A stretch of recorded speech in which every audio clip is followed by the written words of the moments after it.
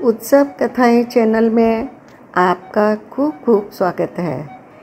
इस वर्ष भाद्रपद शुक्ल तृतीया, जिसका कि सौभाग्यवती स्त्रियां तो अखंड सौभाग्य की रक्षा करने के लिए श्रद्धा, विश्वास और लगन के साथ हरितालिका व्रत तीज का उत्सव मनाती हैं, 6 सितंबर को पड़ रही है।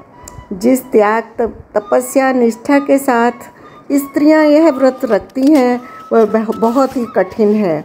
इसमें फलाहार सेवन की बात तो दूर है, बहुत सी स्त्रियां जल तक ग्रहण नहीं करती हैं और व्रत के दूसरे दिन प्रातःकाल स्नान के पश्चात व्रत पारायण स्त्रियां सौभाग्य द्रव्य और बायना छूकर ब्राह्मणों को देती हैं और फिर जल पीकर पारणा करती हैं।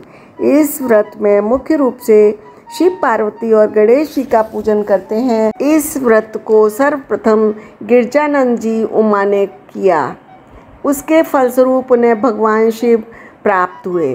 इस व्रत के दिन स्त्रियां कथा भी कहती हैं। हरितालिका तीज की कहानी में एक दिन शंकर भगवान पार्वती जी कैलाश पर बैठे थे। पार्वती जी शंकर भगवान से पूछा, सभी व्रतों में अच्छा कौन सा व्रत है वह बताइए। शंकर भगवान बोले, नक्षत्र में चंद्र श्रेष्ठ हैं, ग्रहों में सूर्य श्रेष्ठ है, नदियों में गंगा, इसलिए हरितालिका व्रत सभी व्रतों में श्रेष्ठ है। शंकर भगवान पार्वती जी को बोले, आप अगले जन्म में हिमालय पर्वत पर व्रत किया, तपस्या की, उस पुण्य के फल से आपको मैं मिला। यह व्रत भाद्रपद की पहली तीज को करना। यह व्रत आपने भाद्रपद की पहली तीज को किया। जो आपको मैं कह रहा हूँ, बचपन में मुझे प्राप्त करने के लिए आपने बहुत तपस्या की है, सर्दी गर्मी दुख सहा, व्रत उपवास देखकर पिताजी को बहुत दुख हुआ। इतने में नारद आए।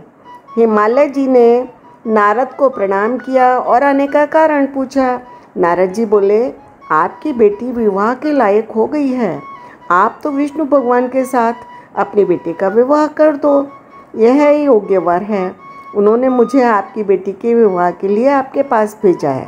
इतना सुनकर राजा हिमालय को बहुत खुशी हुई और यह विवाह की बात आपके पास पहुंची। विष्णु जी से विवाह की बात सुनकर आपको बहुत क्रोध आया। सहेलियों को बोला, मैं शिव जी के अलावा किसी भी से विवाह नहीं करूंगी। पार्वती जी सहेलियों के साथ जंगल में गईं और उनकी वहाँ पे नज़र नदी पर गई।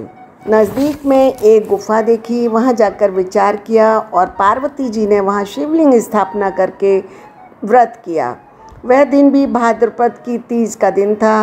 रात को जागरण किया, आपके पुण्य से मेरा आसन हिला और आपको दर्शन दिए और वर मांगने के लिए कहा। वरदान में पार्वती जी ने मेरे को अपनी अर्धांगिनी बनाने का वर मांगा, जो मुझे स्वीकार करना पड़ा।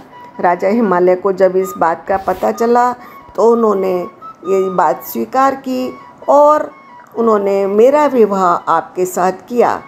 इतने दिन शुभ मुहूर्त देखकर दोनों का विवाह संपन्न हो गया।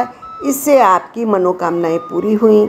जिस तरह से आपकी मनोकामना पूरी हुई, उसी तरह से जो भी ये व्रत करेगा उसकी मनोकामना भी पूरी होगी। राधे राधे।